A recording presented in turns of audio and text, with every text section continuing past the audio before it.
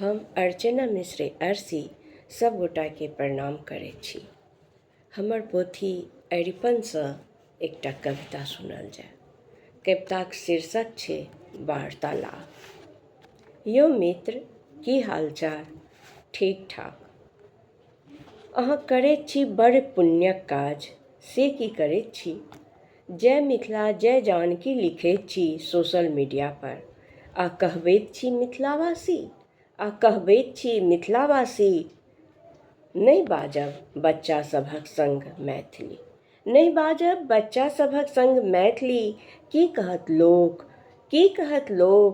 की रहत इज्जत। सोसाइटी वाला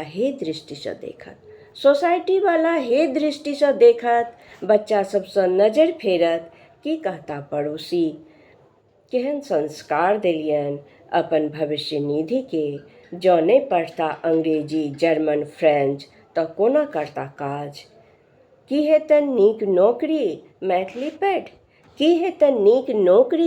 मैथिली पढ़ि, मिथिले तक सीमित रहि जेता। मुदा की नहि हेतन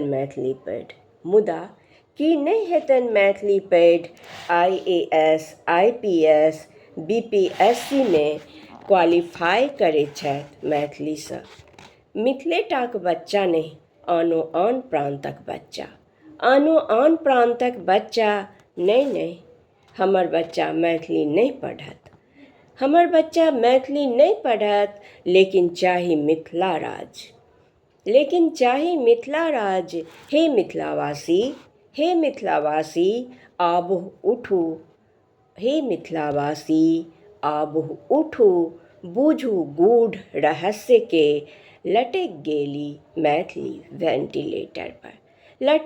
मैथिली वेंटिलेटर पर, ने मरैत छथि ने जीवैत छथि, हुकुर हुकुर करैत छथि। एक बेर पुनि भेटल छलनि सांस लेबाक मौका जीवनमे, मुदा खुलि कऽ नहि लऽ सकल छली सांस। आब तऽ बाट अवरुद्ध छनि। आबहु उठू हे मिथिलावासी, दियौ ललकार सरकार के, नहि चलत काज जय मिथिला जय माँ जानकी कयलासँ। ओ तऽ सिखा गेली अपन स्वाभिमानक